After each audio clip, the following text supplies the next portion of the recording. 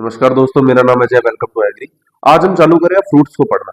ठीक है, तो जो बच्चे भी फ्रूट्स में उनको लग रहा है दिक्कत है, तो अब आप आज एक चीज नोटिस करोगे कि मैंने अभी पीछे जितनी भी क्लासेस लगाई उनमें हमने फ्रूट्स एक बार तो कर लिया। अब जो थोड़ा बहुत बचा है, या ऐसे समझो कि एक बार, अब ऐसे आपको ऐसे लगेगा जैसे सिलेबस ना रिपीट ही हो रहा है। ठीक है, तो अब देखना आप किस तरह तरीके से चलेगी क्लास। ठीक है, बनाना बनाना की बात करते हैं। बनाना पढ़ेंगे। बनाना का नाम मूसा पैराडिस का है। हाँ, मैंने शायद ये बात आपको, मैंने जब आपका पहला चैप्टर करवाया था तब मैंने आपको बताया था कि ये मोनोकोट्स वाला है ना, उस तरीके से मोनोकोट डाइकोट, तब मैंने आपको बताया था। तब मैं आपको साइंटिफिक नेम्स में आपको बता चुका हूँ। ठीक है, तो ये चीजें आप देखना, पढ़ चुके हैं हम सारी। तो बनाना मूसा पैराडिस का फैमिली इसकी मुजेसी है, ट्रिप्लोइड है ये, और इसकी गुणसूत्रों की संख्या 33 है। 3x ट्रिप्लोइड है। यहां से क्वेश्चन बहुत बार पूछा जाता है, बनाना कैसा है, ट्रिप्लोइड है। अगर इसको 2n में देखा जाए तो 2n इसका कितना होता है, 22 होता है। ठीक है, ये देखो जैसे यहाँ पे कुछ लिखा भी है, 2n 22 होता है, लेकिन ये ट्रिप्लोइड है। एक x की बात करें तो x क्या होता है इसका 11, लेकिन ये 3x है, ट्रिप्लोइड है, इसलिए 11 इंटू 3 कितना हो गया, 33। आपको इसके गुणसूत्रों की संख्या देखने को मिलेगी।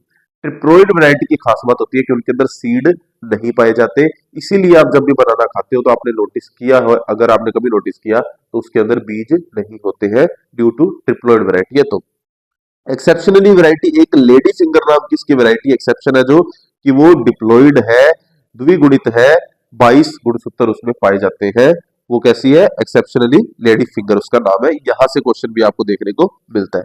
ओरिजिन की बात करें तो इंडोमलाय में पाया जाता है। फ्रूट टाइप इसका बेरी है। एडिबल पार्ट इसका एंडोकार्प, मिजोकार्प है।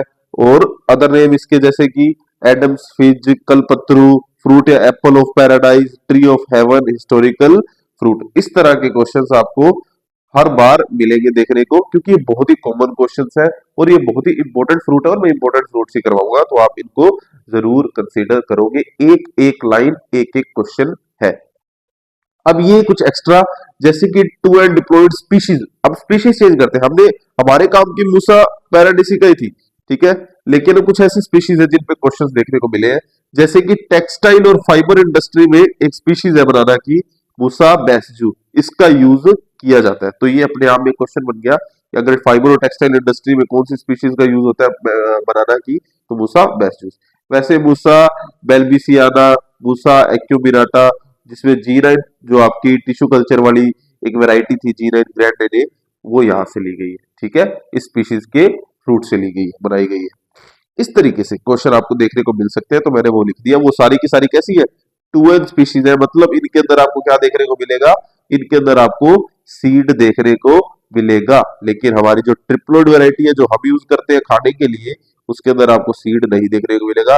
एक्सेप्शन है एक लेडी फिंगर जो डिप्लोइड है। ठीक है, ऐसे इस तरह के क्वेश्चंस आपको देखने को मिलेंगे। जनरल इन्फो की बात करें तो इसमें सोर्स है कार्बोहाइड्रेट्स का 27%। मैं आपको न्यूट्रिशन वैल्यू वाले टॉपिक में करवा चुका हूँ।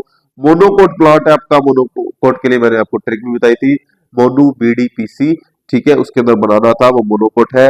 हर्बेशियस प्लांट है। हर्बेशियस मतलब ये बाकी पेड़ों की तरह नहीं है। ट्री ऑफ हेवन इसीलिए बोलते हैं इसे, क्योंकि इसके अंदर जो तना है उस पर छाल नहीं होती, लकड़ी नहीं होती, ये एक पौधे की तरह है। अभी भी हर्बेशियस प्लांट इसीलिए इसे कहा जाता है। पेरेनियल है ये, एक वर्ष में फ्रूटिंग नहीं देगा, बहुवर्षीय पौधा है। ठीक है, मोनोकार्पिक फ्रूट प्लांट है। मोनोकार्पिक मतलब इसका जो फ्रूट है वो सिंपल है, मोनोकार्पिक, एक सिंगल कार्पल पाया जाता है।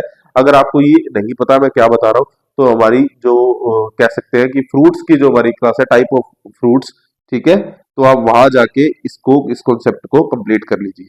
वेजिटेटिव पार्थेनोकार्पी पाई जाती है, मतलब सीड नहीं, सोड शक्कर का यूज होता है, जैसे कि आपको पता है। होता क्या है, मैं आपको बताता हूँ थोड़ा सा।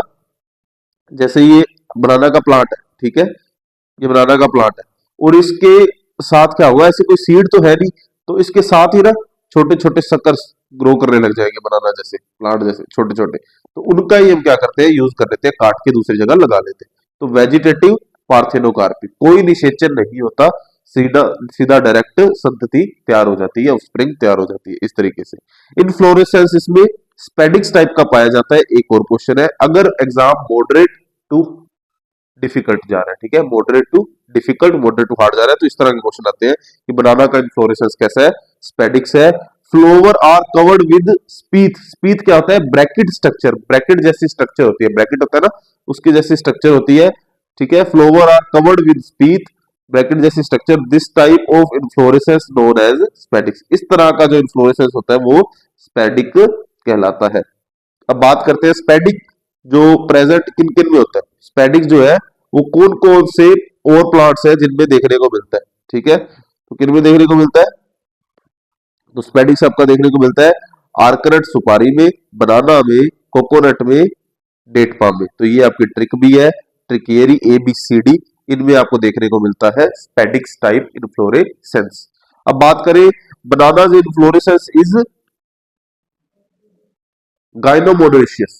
गाइनोमोनेशियस प्लांट है वो एक तरह का। गाइनोमोनेशियस मतलब जिसके अंदर, जैसे मैंने आपको बताया था कि एक ही प्लांट के अंदर आपको फीमेल और बाइसेक्सुअल फ्लावर एक साथ देखने को मिलते हैं, लेकिन अलग अलग फ्लावर, एक फीमेल फ्लावर और एक बाइसेक्सुअल फ्लावर एक ही प्लांट पे आपको देखने को मिलेगा। क्लाइमेट, क्लाइमेट इसमें ट्रॉपिकल क्लाइमेट का ये फ्रूट है। ट्रॉपिकल क्लाइमेट का फ्रूट है जिसमें 26.5 डिग्री सेल्सियस ग्रोथ के लिए सुटेबल माना गया है। रेंज मैंने आपको बताई थी 20 to 30 डिग्री सेल्सियस, ये मैंने टेम्परेचर वाले टॉपिक में आपको बता दिया था।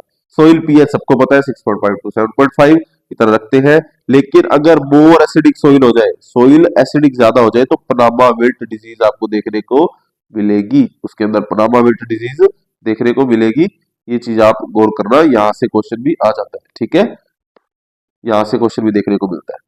अब बात करते हैं इंपोर्टेंट इंस्टीट्यूट्स की। जैसे एनआरसी की बात करें, नेशनल रिसर्च सेंटर ऑफ बनाना कहाँ है? त्रिची में पाया जाता है, त्रिची के अंदर ये है। और प्रोडक्शन की बात करें तो इंडिया फर्स्ट है बनाना के प्रोडक्शन में। Highest producing fruit in India कौन सा है? बनाना। अब मैं आपको एक ट्रिक बता रहा हूं जिससे आपको ये चीज याद रहेगी कि कौन सा फ्रूट प्रोडक्शन में सबसे ज्यादा है। ठीक है, सबसे ज्यादा कौन सा प्रोडक्शन किसका सबसे ज्यादा हो रहा है, और एरिया भी किसका ज्यादा है, इन तीनों में से। ठीक है, यहाँ पे देखना। अब आपने एक चीज देखी होगी, मैंगो का जो फ्रूट होता है वो साइज में कैसा होता है? बड़ा होता है, काफी बड़ा होता है। और उसके बाद जो साइज में बड़ा होता है वो आता है आपका सिट्रस का फ्रूट, और फिर कहीं जाके आता है बनाना। ठीक है, इनके मुकाबले बनाना थोड़ा छोटा होता है। इस तरीके से ये तीन तरह के फ्रूट है। ठीक है, तो मैंगो बड़ा है साइज में, तो उसका एरिया भी बड़ा है। इंडिया में सबसे ज्यादा एरिया पे मैंगो ही उगता है। ठीक है, और उसके बाद आता है आपका साइज में बड़ा सिट्रस, तो वो उससे कम एरिया लेता है मैंगो से। और सबसे छोटा आता है बनाना, तो वो सबसे कम एरिया ले रहा है। इन तीनों में से एरिया के हिसाब से सबसे कम लगाया जा रहा है इंडिया में। अब देखो उल्टा कुछ और, प्रोडक्शन में सबसे ज्यादा कौन है? अगर प्रोडक्शन में आप देखो कि एक गुच्छे में सबसे ज्यादा आपने बनाना देखे होंगे, एक गुच्छे के अंदर ऐसे 12 13 15 16 बनाना 20 बनाना देखे होंगे एक गुच्छे के अंदर। तो जिसके गुच्छे में सबसे ज्यादा फ्रूट होंगे उसका प्रोडक्शन सबसे ज्यादा होगा, तो बनाना का प्रोडक्शन सबसे ज्यादा। फिर आता है आपका मैंगो, इसके एक गुच्छे में 3 4 या 6 आम, ऐसे समझ लो कि आप 2 या 3 4 6 आम मैक्स होते हैं, इससे ज्यादा आम नहीं दिखते एक गुच्छे में। ठीक है, तो मैंगो का एक गुच्छा 6 आम का हो सकता है मैक्सिमम, तो इसका प्रोडक्शन उससे कम होगा इंडिया में। और सिट्रस एक पेड़ पे एक ही लगता है, एक फ्रूट ही लगता है एक टाइम पे, इसका कोई गुच्छा नहीं होता। तो ये आप देखोगे तो ये गुच्छे के हिसाब से नहीं है, ये एक ही पाया जाता है, तो इसका प्रोडक्शन इन तीनों में सबसे कम है। तो सबसे ज्यादा एरिया किसका? जो सबसे बड़ा फ्रूट, जिसका सरफेस एरिया, फ्रूट का साइज सबसे बड़ा, उसका एरिया सबसे ज्यादा, और जिसके गुच्छे में फल सबसे ज्यादा, ठीक है, उसका प्रोडक्शन सबसे ज्यादा। तो आप इस तरीके से याद रखोगे इस चार्ट को, एरिया मैंगो का, सिट्रस का, फिर बनाना का, प्रोडक्शन में बनाना, फिर मैंगो, फिर सिट्रस। रैंकिंग दे सकते हो 1 2 3 इस तरीके से। ठीक है, उम्मीद करता हूं आपको समझ आया होगा। अब प्रोपेगेशन की बात करें, प्रोपेगेशन मैंने आपको पिछली क्लास में बताया था, पिछले से पिछली क्लास में, कि प्रोपेगेशन की जब क्लास लगाई थी कि बनाना का प्रोपेगेशन स्वॉर्ड शक्कर से होता है।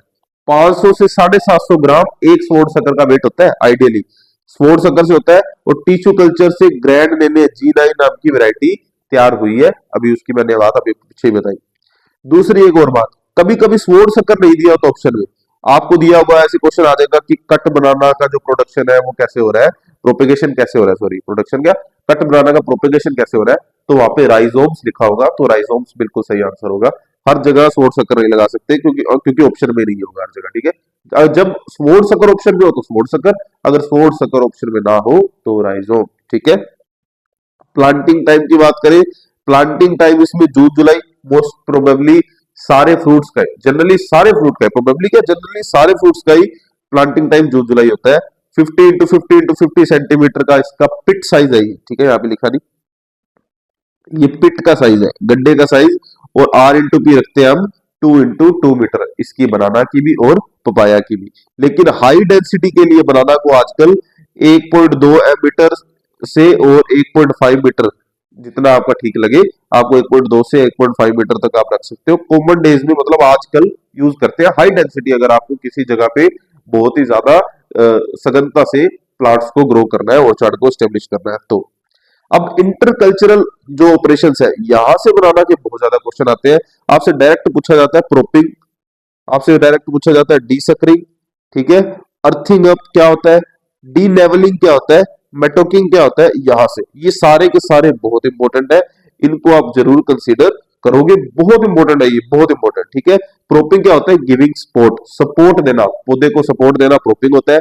डीसकरिंग अनडिजायरेबल सकर्स को, जो आसपास जो सकर्स ग्रो हो जाएंगे, मैंने आपको बताया कि बनाना के प्लांट के पास वेजिटेटिव प्रोपगेशन, क्योंकि वेजिटेटिव पार्थेनोकार्प भी देखने को मिलती है ना, तो अनडिजायरेबल सकर्स आपको देखने को मिलेंगे, आप उनको क्या करोगे, आप उनको रिमूव करोगे, तो उसको बोलते हैं डीसकरिंग। रैपिंग मतलब कवरिंग ऑफ फ्रूट्स, फ्रूट्स को कवर करते हैं, एथिलीन का जो ऐसे कहते हैं कि मात्रा बढ़ाने के लिए फ्रूट्स को कवर कर देते हैं ताकि वो जल्दी से पक जाए। तो अगर कवर करते हैं तो कवरिंग ऑफ फ्रूट्स रैपिंग होता है, ये तो पता ही है, रैप चढ़ाना जैसे रैपर। और अर्थिंग अप मिट्टी चढ़ाना होता है, अर्थिंग अप का मतलब होता है मिट्टी चढ़ाना, तो आप इसको भी याद रखोगे, ये नॉर्मली पूछा जाता है, जरूरी नहीं कि ये बनाना से रिलेटेड ही। हाँ, तो डी लेवलिंग क्या होती है, practice of removal of male flower after pollination, pollination हो गया, परागण पॉसिबल हो गया, फर्टिलाइजेशन हो गया, जो भी है, ठीक है, पोलिनेशन होने के बाद मेल फ्लावर्स को प्लांट से हटा देना क्या होगा, डी लेवलिंग होगा। मटोकिंग क्या होता है, mattocking cut stem on height of 1.6 metre after harvesting of fruits. जैसे मान लो ये आपका बनाना का पेड़ था, ठीक है, आपने क्या किया, आपने फ्रूट को हार्वेस्ट कर लिया, कटिंग कर ली, आपने फ्रूट्स निकाल लिए, अब आप 1.6 मीटर की हाइट पे क्या करो, पौधे को काट दो, उसका ऊपर का भाग काट दो, उसको बोलेंगे मटोकिंग। ये भी बहुत इंपॉर्टेंट है, यहाँ से भी क्वेश्चन आपको देखने को मिलता है, तो ये चीजें आप याद रखेंगे। अब बात करते हैं इंपोर्टेंट वेराइटीज की। इंपोर्टेंट वेराइटीज में ड्वार्फ क्वेडिश बहुत इंपॉर्टेंट वेराइटी है, क्योंकि 58% टोटल प्रोडक्शन लेती है वो बनाना का। और ड्वार्फ मेजेस्टी ठीक है। पूवन बहुत इंपॉर्टेंट वेराइटी है एग्जाम के पॉइंट ऑफ व्यू से। पूवन एक पनामा विल्ट रेजिस्टेंस वेराइटी है। पनामा विल्ट कहा होता है, जहां सोइल ज्यादा से ज्यादा एसिडिक देखने को मिलती है। पूवन बहुत इंपॉर्टेंट है। न्यू पूवन इतनी इंपॉर्टेंट नहीं है। मंथन बहुत इंपॉर्टेंट वेराइटी है। राजथली इंपॉर्टेंट है। रोबस्टा बहुत इंपॉर्टेंट है। राजपुरी नहीं, नंद्रन चिप्स मेकिंग ठीक ठीक है, इसको आप पढ़ लेना, वैसे आप अवॉइड नहीं कर सकते। कुंदन की बात करें, ये भी अवॉइड ना करने वाली है। और कर्पूरावली स्वीटेस्ट वेराइटी है, ठीक है, पढ़ लिया। लेडी फिंगर बहुत इंपॉर्टेंट वेराइटी है। गोल्ड फिंगर ठीक ठीक है, नहीं ठीक है। तो कुछ ठीक ठीक है, वैसे तो सभी इंपॉर्टेंट है, पर कुछ ठीक ठीक है मैंने बता दी, कुछ बहुत ज्यादा इंपॉर्टेंट बता दी, जिनको तो आपने रट्टा ही मार लेना है, ठीक है। अब बात करें जिनोम बेस्ड पे, इनकी कुछ वेराइटीज हैं जिनके जिनोम्स में आपको डिफरेंस देखने को मिलेगा। जिनोम बेस्ड में बात करें तो ड्वार्फ क्वेडिश और रोबस्टा, ये दो अलग अलग वेराइटी है। ट्रिपल ए जिनोम पाया जाता है इनमें। ये question moderate to hard exam में आपको देखने को मिलेंगे कि किस वैरायटी का कौन सा जिनोम है, ठीक है। जिनोम बेस्ड क्वेश्चन आ जाते हैं। ए डबल बी की बात करें तो वो मंथन मंथन वैरायटी है। डबल ए बी की बात करें तो पूवन और डेंड्रन है। ट्रिपल ए बी की बात करें तो गोल्ड फिंगर है। बहुत इंपॉर्टेंट है गोल्ड फिंगर इस जगह पे, यहां गोल्ड फिंगर बहुत इंपॉर्टेंट है। अब बात करें इंपॉर्टेंट डिजीज की, तो पनामा विल्ट एक फंगस से होती है, फ्यूजेरियम ऑक्सीस्पोरम। फंगस का नाम याद कर लो, लगभग लगभग हर विल्ट का नाम यही होता है, फ्यूजेरियम ऑक्सीस्पोरम। और उसके जो स्पीशीज है क्यूबेंस, इसमें पाई जाती है बनाना के पनामा विल्ट में। और मोर इन एसिडिक सोइल, जितनी ज्यादा सोइल एसिडिक होगी इसका खतरा बढ़ जाएगा बनाना के फील्ड में। और मैनेजमेंट कैसे करते हैं एसिडिक सोइल का मैनेजमेंट करते हैं चूने से, तो लाइम डालिए और रेजिस्टेंट वैरायटी पूवन का यूज कीजिए। यहां से क्वेश्चन भी देखने को मिलता है, जैसे कि मैंने आपको बताया। सिगेटो का लीफ स्पॉट एक फंगस है, माइकोस्फेरिला म्यूजिकोला, इसका नाम आप याद कर लीजिए, कैसे नाम आपसे पूछे जा सकते हैं, ठीक है। अगर आप जेट की तैयारी करते हैं तो ऐसे नाम आपको देखने को मिलेंगे, एएफओ में भी देखने को मिलेंगे। और बंची टोप वायरस, बाबू वायरस भी बोला जाता है, सॉरी बाबू वायरस ही बोला जाता है। बहुत इंपॉर्टेंट क्वेश्चन निकल के आता है। वेक्टर बनाना एफिड, जिसका नाम पेंटानोलिया नाइग्रोवर्सा एंटो नाइग्रोवर्सा इसका यही नाम है। ये कुछ जगह पे ऐसा लिखा हुआ था, पर मुझे तो यही सही लगता है, पेंटालोनिया नाइग्रोवर्सा। अगर आपको थोड़ा बहुत चेंज भी दिखे तो आप इसको सही मानेंगे। और ये बहुत इंपॉर्टेंट है, आपको बनाना एफिड का नाम पूछ लिया जाता है, एंटोमोलॉजी से रिलेटेड ये क्वेश्चन है, लेकिन अब ज्यादा एंटोमोलॉजी से नहीं, अब आपके लिए हॉर्टिकल्चर से रिलेटेड है, ठीक है। आप जरूर याद करेंगे, आप इसको जरूर पढ़ेंगे। मोको डिजीज की बात करें तो वो बैक्टीरिया से होती है। इसमें अभी तक तो ऐसे क्वेश्चन देखने को मिले हैं कि फंगस से हो रही है, बैक्टीरिया से हो रही है, क्योंकि इतना ऐसा इतना इंपॉर्टेंट नहीं है जितना इंपॉर्टेंट ये है, बंची टोप वाला और एक पनामा बेल्ट वाला, ठीक है।